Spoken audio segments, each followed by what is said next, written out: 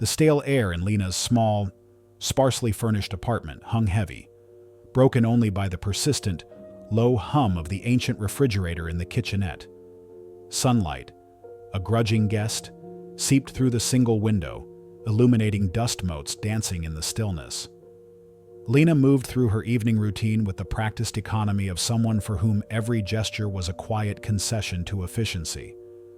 There was no bustling, no vibrant chatter, no aroma of a home-cooked feast.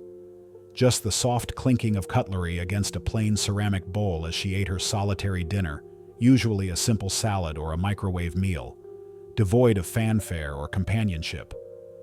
The silence was a constant companion, a presence so familiar it felt like part of the furniture, punctuated only by the occasional turning of a page in the worn paperback she always carried. Lena was in her late 20s, but sometimes felt as if the weight of decades beyond her years pressed upon her slender shoulders. Her life was a carefully constructed fortress of routine, designed to keep her safe from attention. Her job at Global Solutions, Inc. was the epicenter of this existence, a data entry clerk, a cog in a vast corporate machine, a position chosen precisely for its perceived invisibility. She was an expert at blending into the background, a shadow moving between cubicles, her brown hair pulled back in a neat, unremarkable bun. Her clothes always practical, never fashionable. She observed more than she spoke, listened more than she asserted, and vanished into the anonymity of her work as soon as the clock allowed.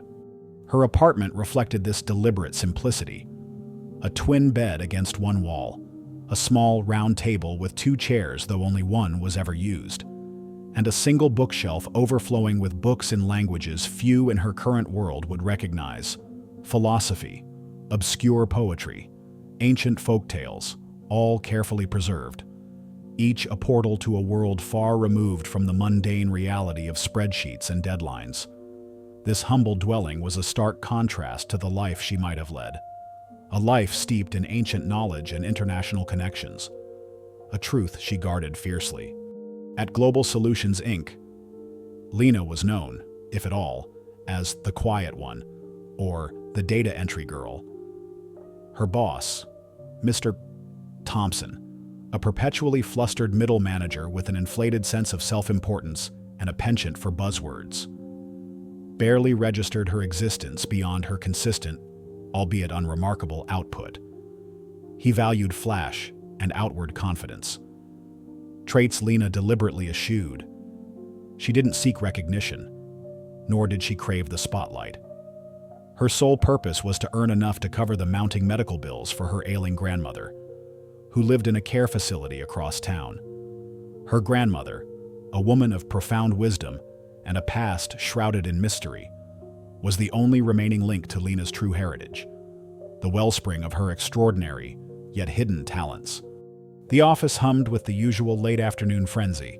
Phones rang, keyboards clattered, and colleagues chatted loudly. Planning weekend getaways, Lena, as always, was immersed in her work, meticulously inputting data into a complex system.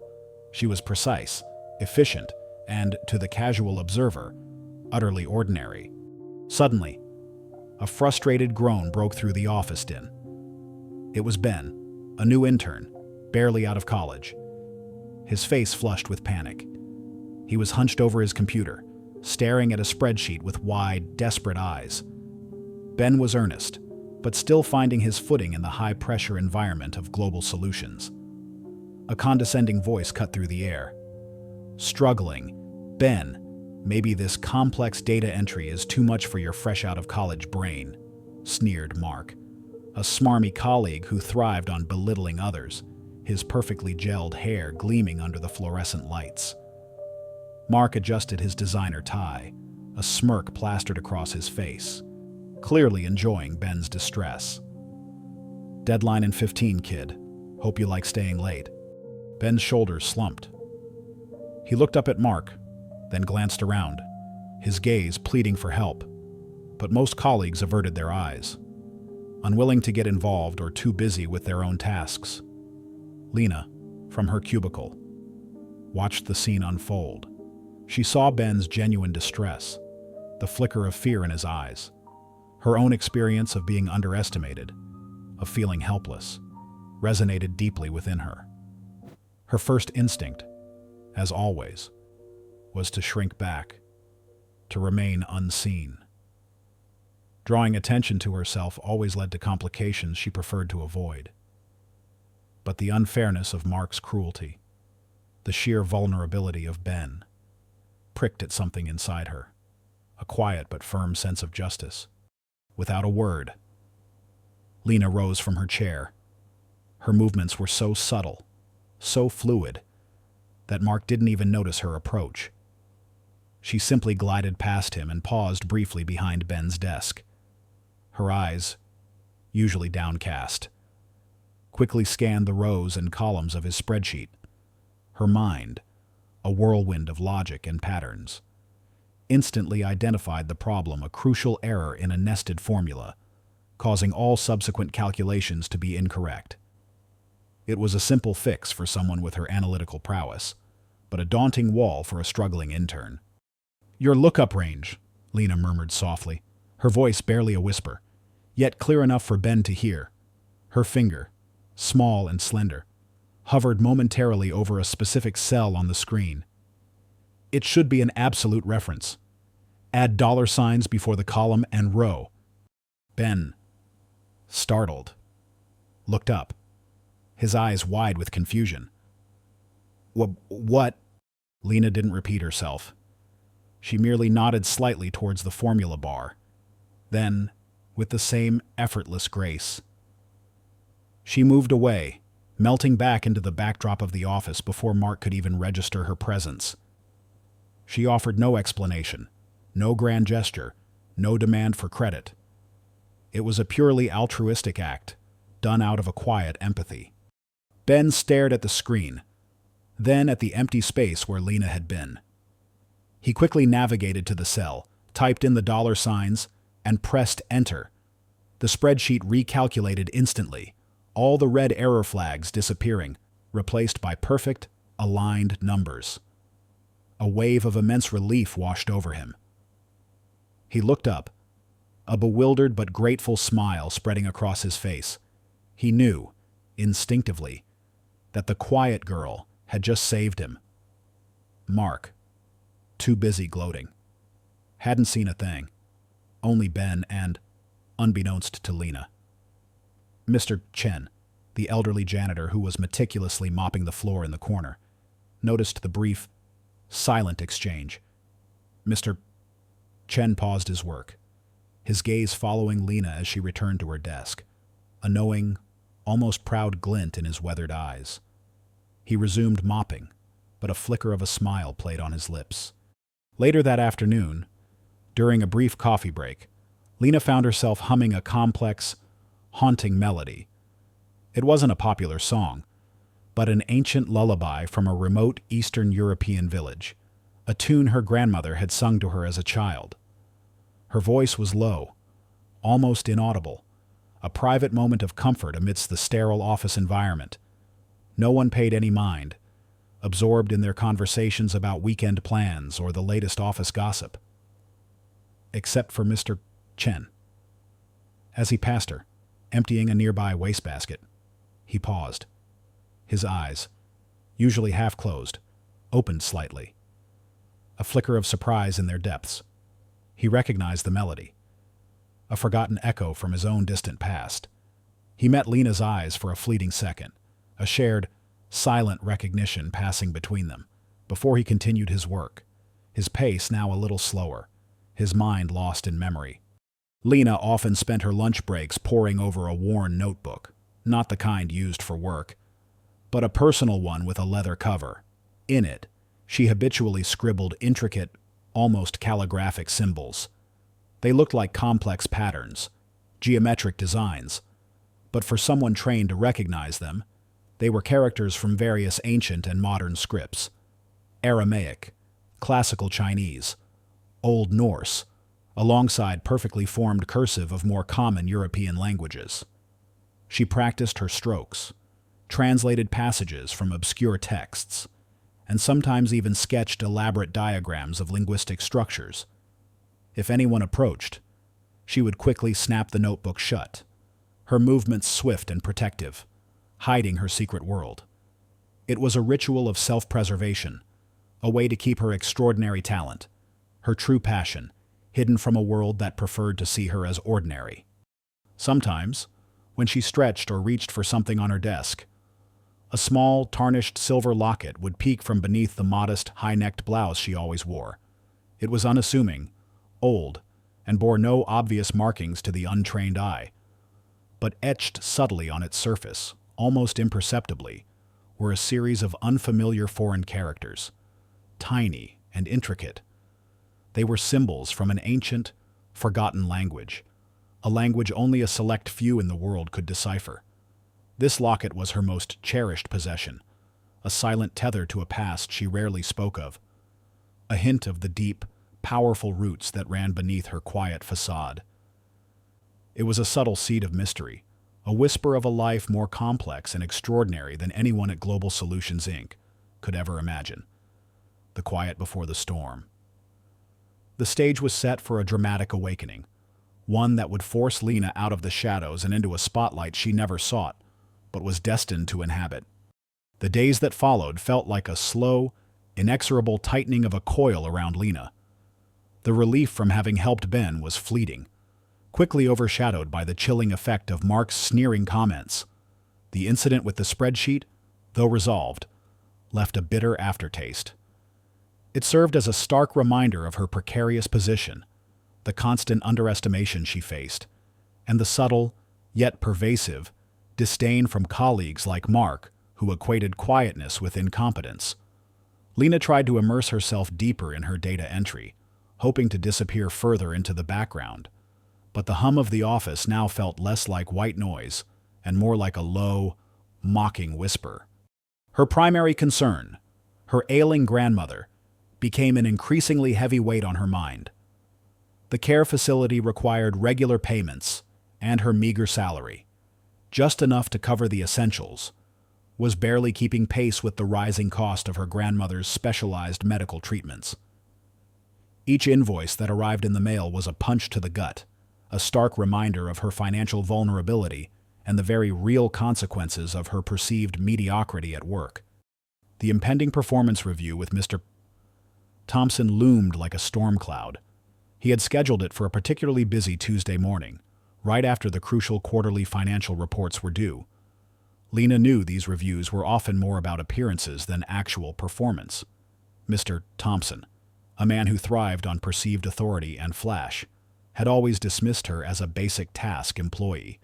He rarely looked her in the eye, and his feedback, when he bothered to give any, was usually vague and dismissive. On the fateful Tuesday, the office was abuzz. The quarterly reports were in, and the air was thick with tension. Lena, as always, had meticulously completed her part, double-checking every figure. She approached Mr. Thompson's glass-walled office with a familiar knot of apprehension in her stomach. He sat behind a large, gleaming mahogany desk, his face a mask of faux importance, shuffling through papers he barely understood. "Ah, Lena, do come in, Mr. Thompson said, waving a dismissive hand towards the chair opposite him, without looking up from his tablet.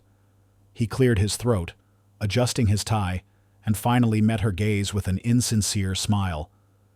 "Let's get this over with. Shall we, busy day?" He began with the usual corporate platitudes, praising team spirit and dedication, none of which felt genuine when directed at her. Then, his tone shifted, growing sharper, more critical. "Now, Lena, about your performance. Your data entry is adequate, consistent, yes. But, frankly, that's all it is. Adequate." He leaned back, crossing his arms, a smug expression on his face. "You lack initiative. Your communication skills are, shall we say, lacking. You don't engage. You don't fit the client-facing image that Global Solutions, Inc. strives for." Lena felt a familiar sting of humiliation. Her cheeks flushed. She wanted to argue, to point out her perfect accuracy, her efficiency, the way she often caught errors others missed. but she remained silent, as always, her hands clasped tightly in her lap. Mr. Thompson, encouraged by her silence, pressed on, his voice dripping with condescension. To be blunt, Lena, you're just not good enough for anything beyond basic back-office tasks. We're considering a departmental restructure. And honestly, your role, as it is becoming obsolete. He paused, letting his words hang in the air like a guillotine. We're thinking of moving you to the archival department. It's a quiet place. Plenty of data to sort, but no client interaction, no real growth potential. And, of course, your current salary would need to be reevaluated to reflect the diminished responsibilities. The words hit Lena like a physical blow. Archival department, a dead end, a significant pay cut. This wasn't just about her pride, it was about her grandmother. The image of her frail grandmother in the care facility, her peaceful face reliant on Lena's ability to pay for her care, flashed before Lena's eyes. A cold dread settled in her stomach. This wasn't just public humiliation. This was a direct threat to her ability to care for the only family she had left. Mr. Thompson, oblivious to the turmoil raging within her, continued. It's for the best, Lena. You're just not cut out for the fast-paced, client-driven environment here. He picked up a pen, twirling it idly, already dismissing her. For a moment, Lena froze. The familiar urge to retreat, to accept her fate, washed over her. Her eyes welled up, a burning sensation behind her eyelids. She felt small, insignificant, just as he had intended.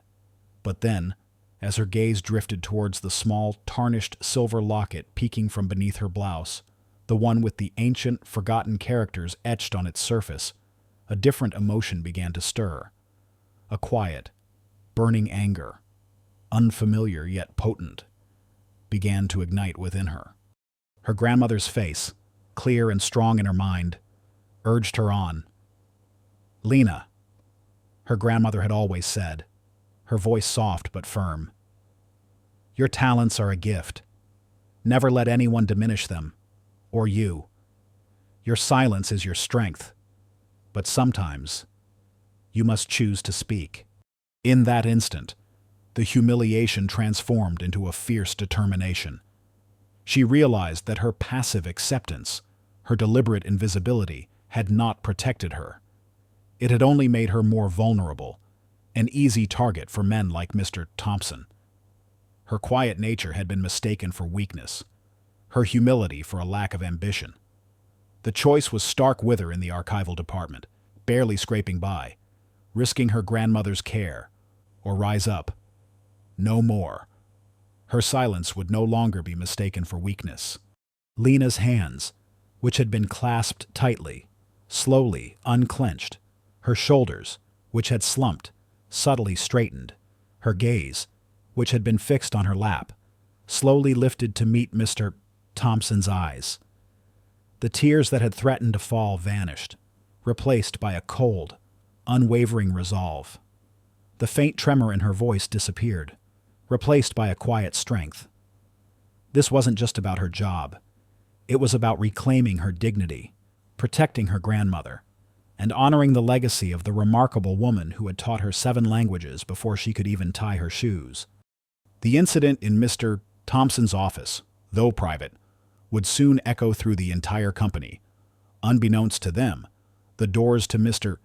Thompson's office were not entirely soundproof, and several colleagues in adjacent cubicles, including Ben, had caught snippets of the conversation, piecing together Mr. Thompson's scathing dismissal. The office gossip, already rife with whispers about Lena's adequacy, would now solidify her reputation as not good enough. But Lena knew this was her point of no return. She couldn't go back to being the invisible data entry clerk. The problem was undeniable, the threat too personal.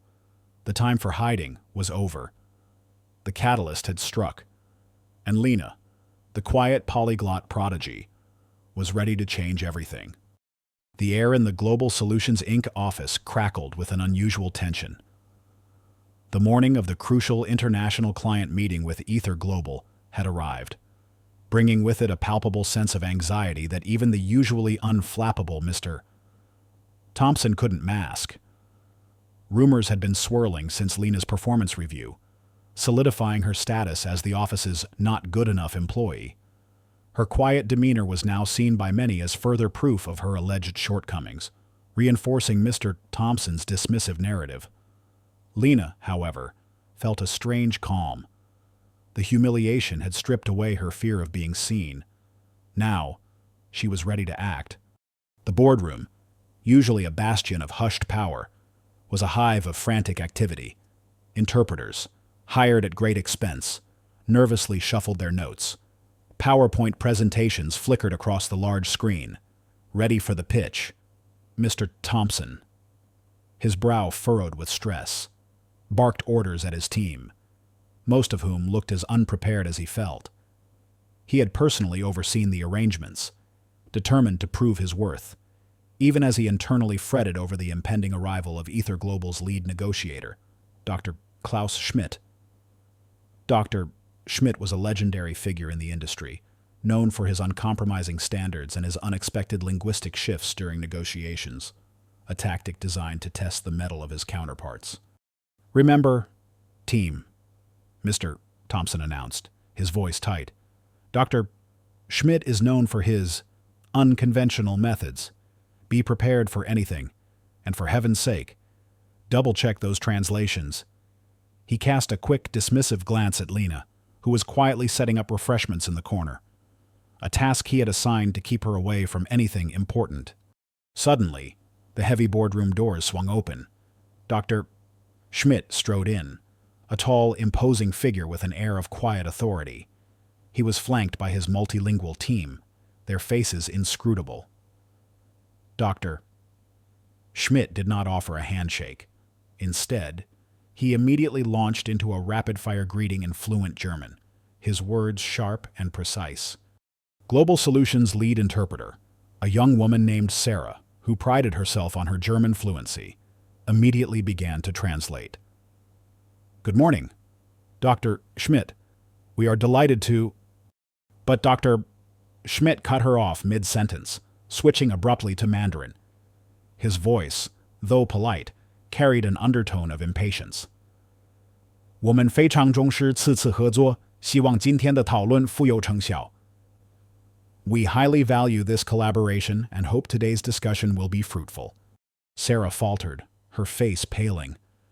Her Mandarin was rusty, and the sudden shift caught her off guard. Mr. Thompson's face contorted with alarm. This was exactly what he had feared. The other interpreters, equally flustered, scrambled for their notes.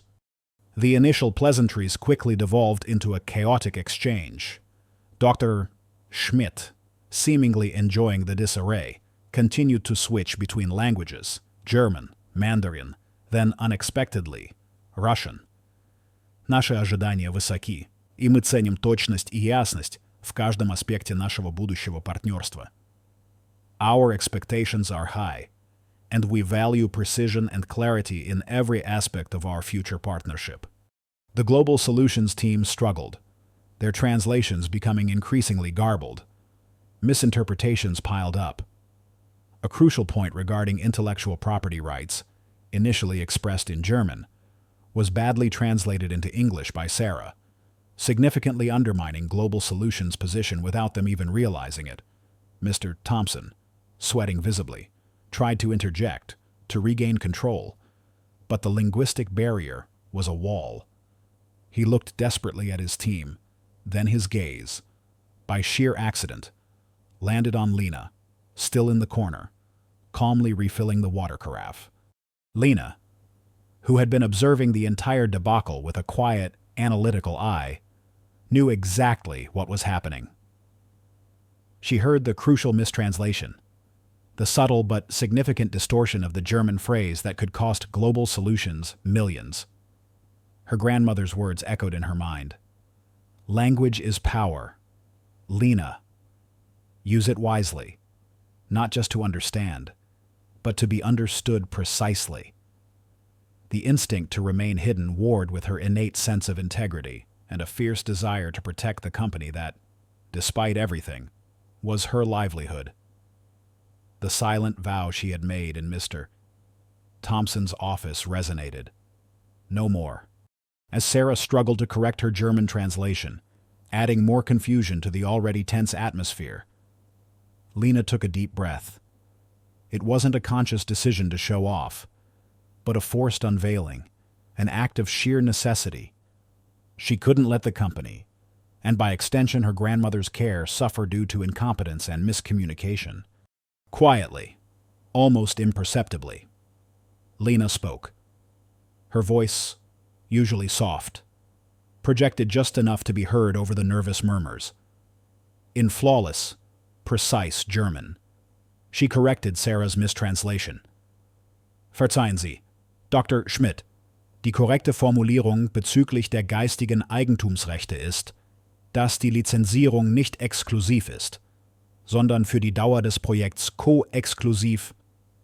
Excuse me, Dr. Schmidt, the correct phrasing regarding intellectual property rights is that the licensing is not exclusive, but co-exclusive for the duration of the project. The room fell silent. Sarah, mortified, turned to stare at Lena. Mr. Thompson's eyes widened in shock, his jaw slack. Dr. Schmidt, however, merely raised an eyebrow, a flicker of intrigued respect replacing his usual sternness. He looked at Lena, a data entry clerk in a simple gray skirt, and a new interest sparked in his keen eyes. Without missing a beat, Dr. Schmidt, as if testing her, immediately responded in rapid Mandarin, a complex technical question about the scalability of Global Solutions' proprietary software. 我们想了解你们软件在不同市场和技术平台上的扩展性，特别是在亚洲市场中的兼容性问题。We want to understand the scalability of your software across different markets and technical platforms, especially compatibility issues in the Asian market. Before the Global Solutions Mandarin interpreter could even clear her throat, Lena, with the same effortless grace, answered. Her Mandarin was not just fluent, it was nuanced, culturally aware.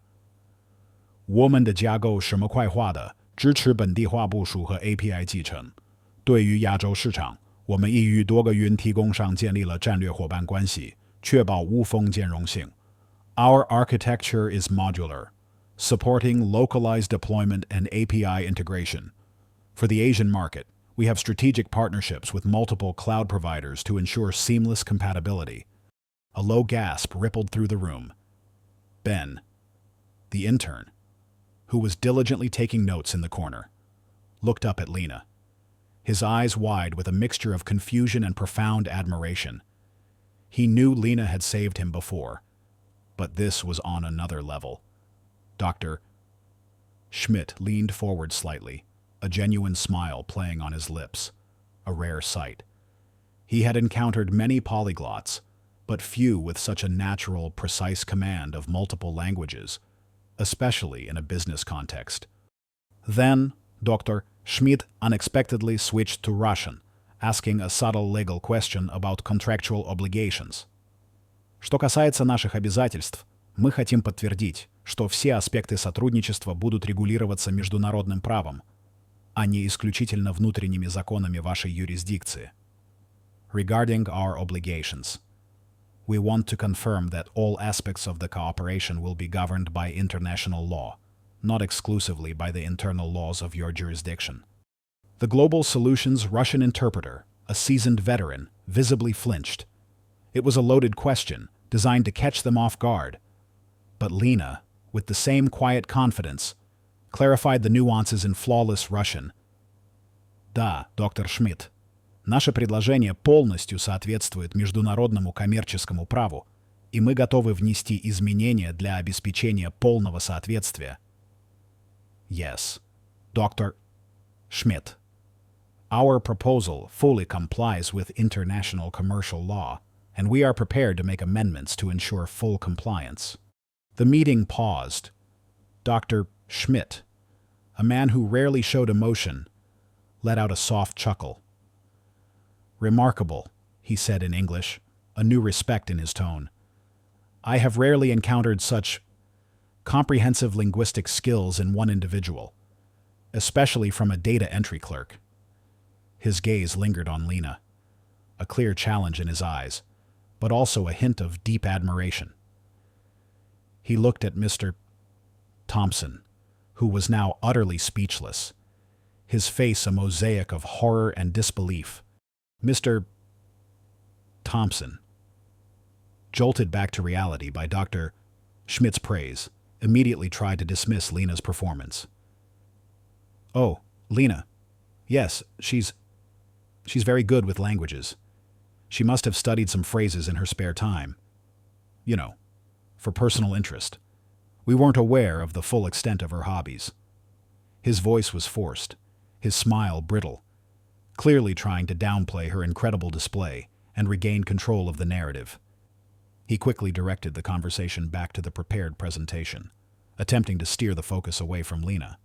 Later that afternoon, after the meeting concluded with a slightly less disastrous outcome than it would have without Lena's interjections, Mr.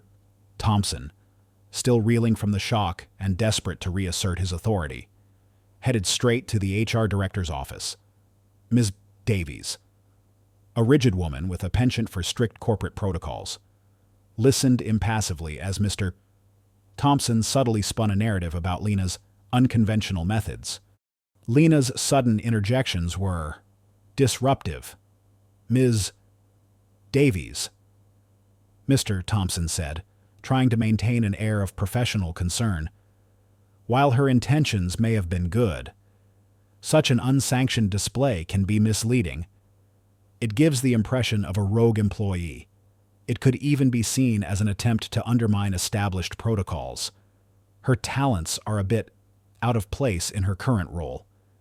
Perhaps her transfer to archives is indeed the best course of action to prevent further disruption." He subtly fueled Ms. Davies' existing prejudice against anything that deviated from the established corporate order, painting Lena as a potential problem, rather than a solution. It was a subtle act of sabotage, driven by his insecurity and fear that Lena's brilliance would expose his own mediocrity. The initial confrontation had ended, and Lena's secret was out, but the battle for her professional future had just begun. The aftermath of Lena's unexpected linguistic display in the Ether Global meeting was a strange mix of lingering awe and renewed skepticism. Dr. Schmidt's quiet admiration, though undeniable, didn't immediately translate into a complete reversal of Lena's fortunes within Global Solutions, Inc. Mr. Thompson, stung by the public exposure of his team's inadequacy and Lena's unsolicited brilliance, quickly went into damage control. He spread whispers through the office, fueled by his meeting with Ms. Davies in HR. Lena's actions were portrayed as impulsive, unprofessional, even a calculated attempt to undermine her superiors. Ms. Davies, ever the stickler for protocol, nodded grimly, seeing Lena not as a talent, but as a disruptive anomaly. The office grapevine buzzed with varied opinions, but the dominant narrative, carefully crafted by Mr. Thompson, remained. Lena was a problem, a potential rogue element. This carefully orchestrated smear campaign effectively overshadowed Lena's talent. The general consensus, encouraged by Mr. Thompson, became, "Sure, she knows a few languages, but she's still just a data entry clerk. Probably took some online courses. No real business acumen." Lena felt the familiar sting of isolation, intensified by the knowledge that her efforts to help had been twisted against her. However, a new resilience had begun to bloom within her. The quiet anger was still there, now fortified by a cold determination. She knew what she was capable of, and she wouldn't let them bury her. A new crisis, however, quickly overshadowed the Ether Global incident. Global Solutions, Inc. was facing its most critical challenge, yet a major partnership deal with Horizon Industries, a sprawling, technologically advanced conglomerate with a global reach. Horizon Industries was known for its innovative, yet notoriously demanding, leadership. The deal was vital for Global Solutions' survival, promising not only a massive revenue injection, but also access to new markets and technologies. However, preliminary negotiations were floundering due to escalating cultural and linguistic misunderstandings. Horizon Industries representatives, a diverse group from across Asia and Europe, felt unheard, their nuances lost in translation, their cultural expectations overlooked. The executive board of Global Solutions, desperate to salvage the deal, announced a final, high-stakes negotiation summit. This event would be held in the company's grand opulent boardroom, a place of hushed power and significant decisions, where only the highest echelons of the company usually tread. For Lena, this boardroom was a symbolic arena. She had only ever been allowed to enter it to refill water pitchers or deliver urgent documents, always unseen, unheard. Now, it was to be the stage for her ultimate test. Mr. Thompson, desperate to reassert his control and demonstrate his indispensable value, campaigned aggressively to lead the negotiation team. He convinced the upper management, still wary of Lena's unconventional display and influenced by Ms. Davies's concerns, that Lena's presence in the main negotiation room would be a liability. She's unpredictable, he argued, and we need stability, not showmanship. Her place is in support, away from direct client interaction.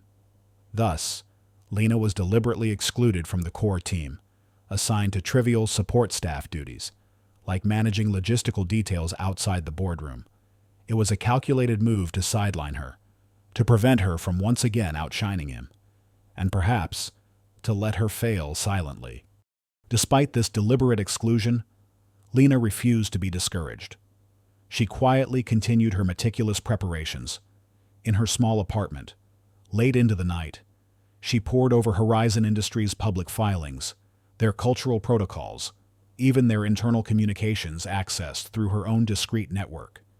She practiced the intricate linguistic nuances of Japanese, Korean, and various European languages, knowing that even a subtle shift in tone could make or break a deal. Her worn notebook was filled with new scribbles, not just characters, but cultural idioms, business etiquette guidelines, and complex technical jargon from Horizon Industries' various sectors.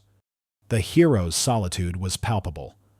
While Mr. Thompson and his hand-picked team huddled in their plush offices, rehearsing their pitches, Lena worked alone. Ben, the intern, with a quiet determination, would sometimes bring her coffee late at night, his eyes filled with silent respect. "You're really something, Lena," he'd murmur. Mr. Chen, the janitor, would occasionally pause by her cubicle, offering a knowing nod, a silent acknowledgement of her unseen efforts. But when it came to the actual negotiation, Lena knew she would be alone, battling not just the linguistic barriers, but the deep-seated prejudices within her own company, the company's highest executives, a cautious and traditional group, along with the demanding Horizon Industries team, would be present. The success of the deal, and implicitly, her grandmother's future medical care, hinged on her. The day of the summit dawned, cool and gray, reflecting the somber mood within Global Solutions, Inc. The tension was thick enough to cut with a knife. Reporters and analysts gathered outside, sensing the high stakes. Inside, the boardroom was a tableau of polished wood, gleaming screens, and anxious faces. Mr. Thompson, resplendent in an expensive suit, moved with a forced confidence, trying to project an air of command he didn't feel. The Horizon Industries team arrived, a diverse delegation led by Ms. Aya Tanaka, a formidable CEO known for her sharp intellect and equally sharp tongue. The negotiations began, immediately plunging into a multilingual maze. Mr. Thompson's team, despite their best efforts, struggled. Their translations were slow, sometimes inaccurate, missing crucial cultural cues. The Horizon Industries team grew increasingly impatient, their frustration mounting with each misstep. A critical moment arose when a complex legal clause, vital to the intellectual property sharing agreement, needed immediate and precise translation into Japanese, followed by a clarification in fluent Italian. Mr. Thompson's Japanese interpreter stammered, misinterpreting a key term. The Italian interpreter then stumbled, unable to bridge the gap. Ms. Tanaka, her face tightening, spoke sharply in Japanese, her words implying a deep distrust. もしこの基本的な上層を理解できないのであれば、私たちのパートナーシップの基盤は何でしょうか? If you cannot even grasp this fundamental clause, what is the foundation of our partnership? Mr. Thompson, visibly sweating, tried to smooth things over in English, but his words only added to the confusion. The Horizon Industries team began to exchange tense glances, clearly at the end of their patience. Ms. Tanaka looked at her watch, a gesture that spoke volumes. The unspoken threat hung heavy in the air. They were threatening to walk away. The clock was ticking, not just on the deal, but on Global Solutions Inc.'s future.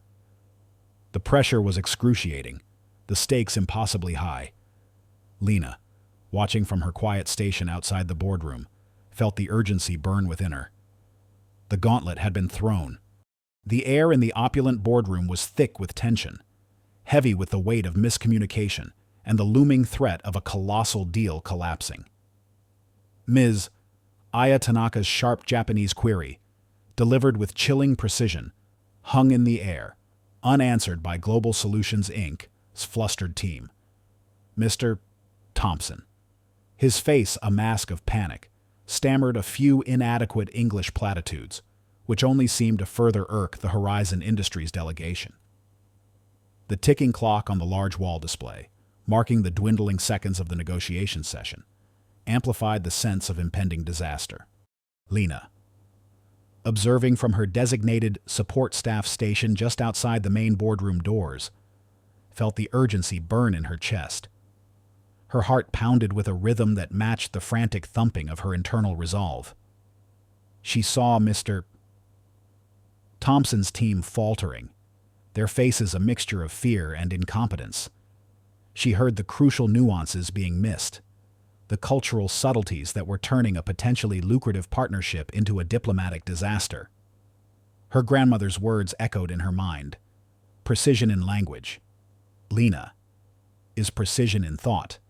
It dictates understanding, and in business, understanding is everything. The silent vow she had made in Mr. Thompson's office, the promise to herself and her grandmother, solidified. This was it. The moment she had to choose. Without a moment's hesitation, driven by an instinct far stronger than her fear of confrontation, Lena stepped forward. She pushed open the heavy boardroom doors with a quiet resolve, her movements fluid and unhesitating. Every head in the room turned towards her, from the confused interpreters to the impatient Horizon Industries executives. Mr. Thompson, startled, snapped his head up, his eyes widening in disbelief. "Lena, what are you?" he began, his voice laced with annoyance and panic. But his words were swallowed by Lena's calm, clear voice. She walked directly to the head of the long mahogany table, her eyes fixed on Ms. Tanaka. Her stance was unwavering, her presence suddenly commanding. Her modest gray skirt and plain blouse seemed to fade into insignificance against the power of her quiet confidence. In flawless, precise Japanese, her voice cutting through the tension like a finely honed blade, Lena addressed Ms. Tanaka directly. Her accent was impeccable, the nuances of her pronunciation so exact, it was as if she had lived in Tokyo for years. 天中用申し上げます。記述の懸念は理解いたします。取得財産権の共同路線ライセンスは、相互の信頼と将来の協力を確保するためのものであり、庸俗的な排他的権力を侵害するものではありません。これは、両者の利益を長期的に最大化するための柔軟なアプローチです。Miss Tanaka, if I may, I understand your concerns. The co-exclusive licensing of intellectual property rights is intended to ensure mutual trust and future collaboration, not to infringe upon perpetual exclusive rights. This is a flexible approach to maximize the long-term benefits for both companies. A collective gasp rippled through the boardroom. The Global Solutions interpreters stared, their jaws slack. Ms. Tanaka's stern expression softened, her eyes widening in genuine astonishment. She looked at Lena, then at Mr. Thompson, who was now utterly speechless, his face a mosaic of horror, disbelief, and dawning realization. He had underestimated her beyond his wildest nightmares. But Lena didn't stop there. As Ms. Tanaka, with a flicker of respect, responded in rapid-fire German, Lena effortlessly transitioned. Her voice, smooth and authoritative, immediately provided a seamless, precise translation. Then, she directly addressed Dr. Schmidt the Nyoy Tro Gyup from Stage 3, who was also present as a consultant for Horizon Industries.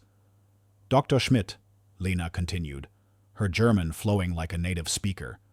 Es geht nicht nur den Wortlaut des Vertrages, sondern die Absicht. Wir wollen eine echte Partnerschaft aufbauen, die auf gegenseitigem Verständnis und Vertrauen basiert. Dr. Schmidt, it's not just about the wording of the contract, but the intent. We want to build a genuine partnership based on mutual understanding and trust. Dr.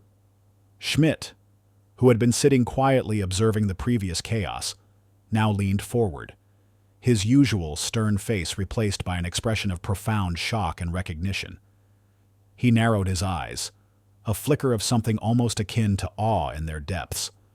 He had never expected to encounter such a linguistic prodigy, least of all from Global Solutions, Inc. He looked at Lena, then at the small, tarnished silver locket peeking from beneath her blouse. His eyes widened further. He had seen that insignia before, in the most exclusive and academic circles. Lena, that's enough. Mr. Thompson finally sputtered, finding his voice, a desperate attempt to regain control. He lunged forward, trying to grab her arm, to pull her away from the table. Let our professionals handle this. You're overstepping. But just as his hand reached out, Ms. Aya Tanaka, the formidable CEO of Horizon Industries, slammed her hand on the table, a sharp, decisive sound that echoed through the silent room. Enough, she commanded in English, her voice cutting through the air. She pointed a finger at Mr.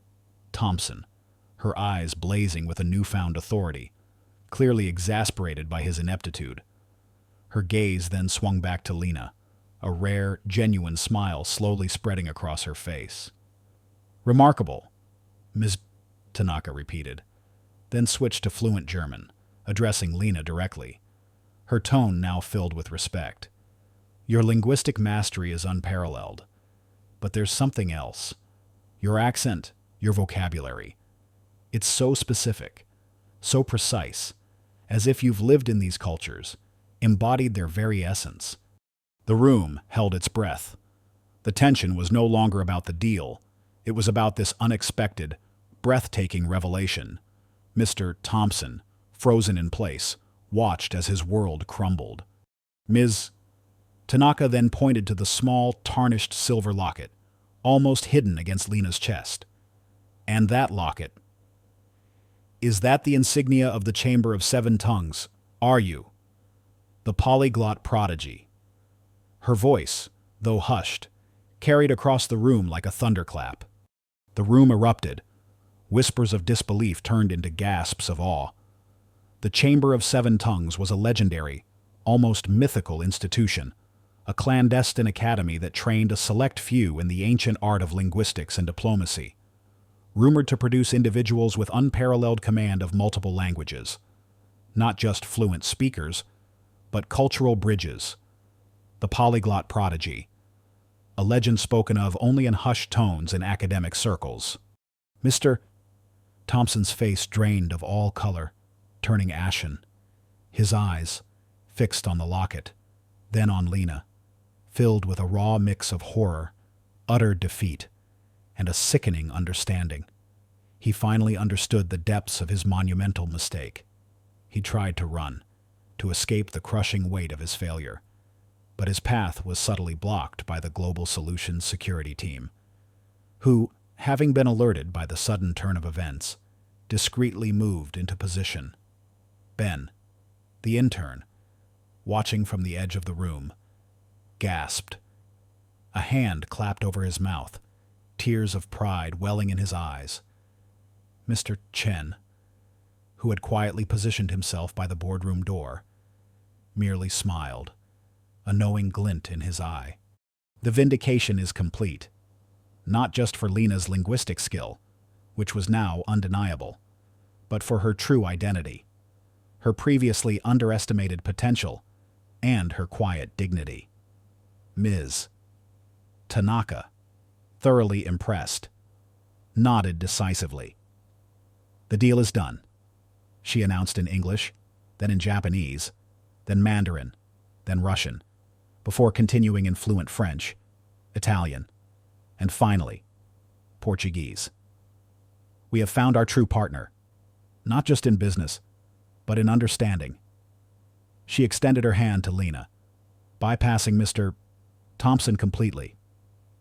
The company's future, which had hung precariously in the balance, was now secured, not by Mr. Thompson's bluster, but by Lena's quiet, extraordinary brilliance.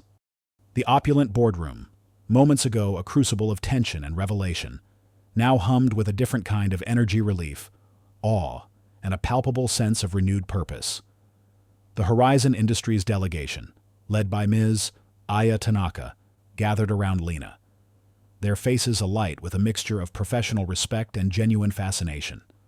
The crucial deal, which had been on the brink of collapse, was not merely salvaged, it was cemented with a new, stronger foundation built on mutual understanding, a foundation Lena had single-handedly laid. Mr. Thompson, however, found himself isolated amidst the sudden shift in the room's dynamics. His face, still ashen, was a portrait of utter defeat. The subtle block by the Global Solutions security team, though seemingly accidental, prevented his desperate escape. As Ms. Tanaka, with cool professionalism, finalized the initial terms with Lena, Mr. Thompson's fate was sealed. The full extent of his incompetence, his public dismissal of Lena, and his subsequent attempts to undermine her had been witnessed by the highest echelons of Global Solutions and a powerful international client. His authority, once inflated, now lay in tatters. The very next day, Mr. Thompson was called into the CEO's office, not for a promotion, but for an immediate termination. The CEO, a shrewd woman who had observed the entire debacle from a live feed in her office, was less concerned with Mr. Thompson's bruised ego and more with the millions he had nearly cost the company. His attempts to discredit Lena, now revealed as the true architect of the deal's success, were documented and factored into his swift dismissal. His reputation, once built on bluster and connections, was irrevocably ruined. The industry grapevine, quick to pounce on such a dramatic fall from grace, ensured that his name became synonymous with incompetence and petty jealousy. He struggled to find work, his past actions a glaring red flag to any potential employer. Ms. Davies, the HR director, who had been an unwitting enabler of Mr. Thompson's prejudice, experienced her own moment of profound realization. She had believed Mr. Thompson's narrative, seeing Lena as a quiet, uninspiring data entry clerk, a protocol-breaking anomaly. Now, faced with the undeniable truth of Lena's brilliance and the CEO's implicit disappointment in her judgment, Ms. Davies felt a deep pang of regret. She approached Lena in her cubicle later that week, her usual rigid posture softened by a rare vulnerability. "Lena," Ms. Davies began, her voice unusually hesitant. I owe you a profound apology. Mr. Thompson's reports, my own judgments, they were entirely misguided. I saw only what I expected to see, not what was truly there. Your contributions to this company, your extraordinary talents, they are immeasurable." She extended a hand, her expression one of genuine remorse. "Please, Lena, accept my sincerest apologies. I was wrong. and I am prepared to offer you my full support going forward, in whatever capacity you need." It was an earnest admission of error, a rare and significant act of humility from Miss Davies, who truly valued corporate integrity above all else. The apologies, though welcome, were merely the beginning of Lena's new reality. Global Solutions, Inc., now fully aware of the gem they had in their midst, wasted no time in rectifying their colossal oversight. The CEO herself, after a series of private, awestruck conversations with Dr. Schmidt and Ms. Tanaka, offered Lena a newly created high-level position, Director of International Relations. It was a role tailor-made for her unique blend of linguistic mastery, cultural understanding, and quiet strategic acumen. The offer came with a significant salary increase, one that immediately eased the financial burden of her grandmother's medical bills, ensuring her comfort and long-term care without a second thought. Additionally, the company provided full benefits, including comprehensive health coverage for her grandmother, lifting an enormous weight from Lena's shoulders. Beyond Global Solutions, Dr. Schmidt, still deeply impressed by Lena's capabilities, offered her a part-time consultancy role with Ether Global. "Your unique blend of linguistic precision and intuitive understanding of complex negotiations is rare, Lena," Dr. Schmidt had stated during a follow-up call. "You possess a gift that transcends mere translation. You bridge cultures. Ether Global would be honored to have your insights." Lena, seeing an opportunity to expand her influence and contribute to meaningful international relations, gratefully accepted. In the quiet aftermath of the whirlwind, Lena found herself reflecting on her journey. One afternoon, she sought out Mr.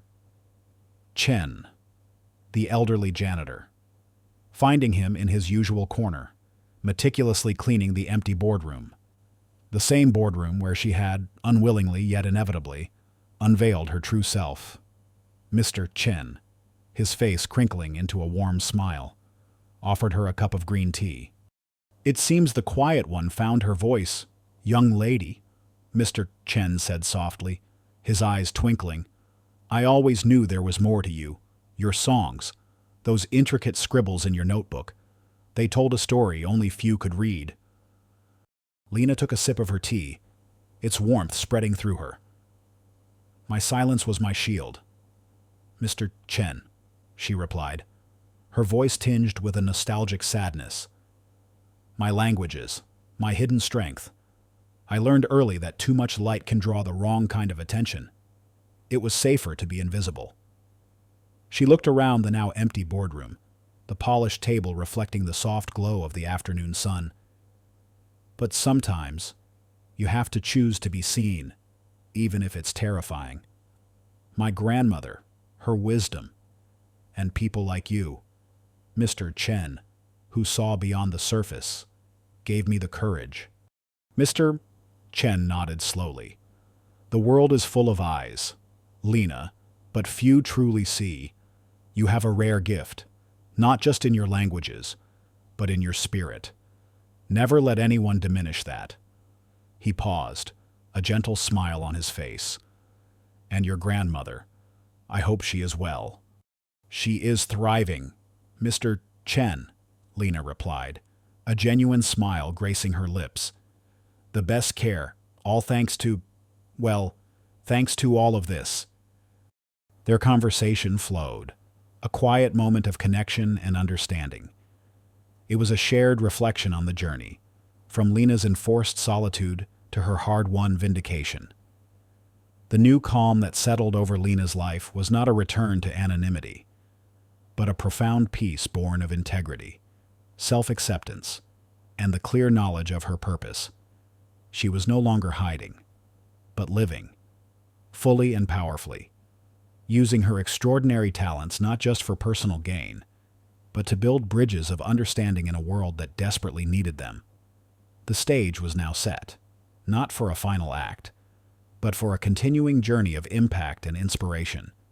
2 years later, the city's skyline gleamed under the soft glow of twilight, a testament to relentless progress and human ambition. High above, in the penthouse suite of the Global Solutions Inc.'s headquarters. Lena moved with an assured grace that had become second nature. No longer just a data entry clerk. She was now a revered figure in international business, her name synonymous with strategic diplomacy and cross-cultural understanding. As the Director of International Relations, Lena effortlessly navigated complex global negotiations, her voice in 7 languages, a seamless bridge between diverse cultures and contrasting viewpoints. She was a sought-after speaker at prestigious forums on diversity, inclusion, and the transformative power of communication, her quiet strength resonating deeply with audiences worldwide. Her personal life, once shrouded in the quiet struggle of financial strain, had blossomed into one of profound fulfillment. Her grandmother, now vibrant and healthy, enjoyed a comfortable life in a state-of-the-art care facility. Lena's success ensuring her every need was met with the utmost care. Lena had found a beautiful balance between her demanding professional life and the cherished moments spent with her grandmother, sharing stories and laughter. Her small apartment, though still her home, no longer felt constrained by necessity. It was a sanctuary filled with books and memories, a quiet space for reflection amidst her bustling new reality. Driven by a desire to pay it forward, Lena established the Polyglot Pathways Scholarship Fund. This ambitious initiative, supported by a significant portion of her increased income and a generous matching grant from Global Solutions Inc., aimed to provide underprivileged students with comprehensive linguistic and cultural education. The scholarship wasn't just about learning languages, it was about fostering global citizens, equipping young minds with the tools to bridge divides and understand diverse perspectives. Lena personally mentored several promising young individuals from various backgrounds, recognizing the same quiet potential in them that Mr. Chen and her grandmother had once seen in her. One such mentee was a bright young woman named Sophia, who, like Lena, had initially struggled with self-expression and communication, her potential often overlooked due to her shyness. Under Lena's guidance, Sophia bloomed, mastering several languages and developing a newfound confidence. Lena saw fragments of her own journey in Sophia's quiet determination, finding immense satisfaction in nurturing her growth. "Language is just the beginning, Sophia," Lena often told her. "It's what you do with the understanding it brings that truly matters." The story ends with Lena standing by the panoramic window of her penthouse office, looking out over the bustling city below. The lights twinkled like a million possibilities, a testament to the interconnected world she now helped to shape.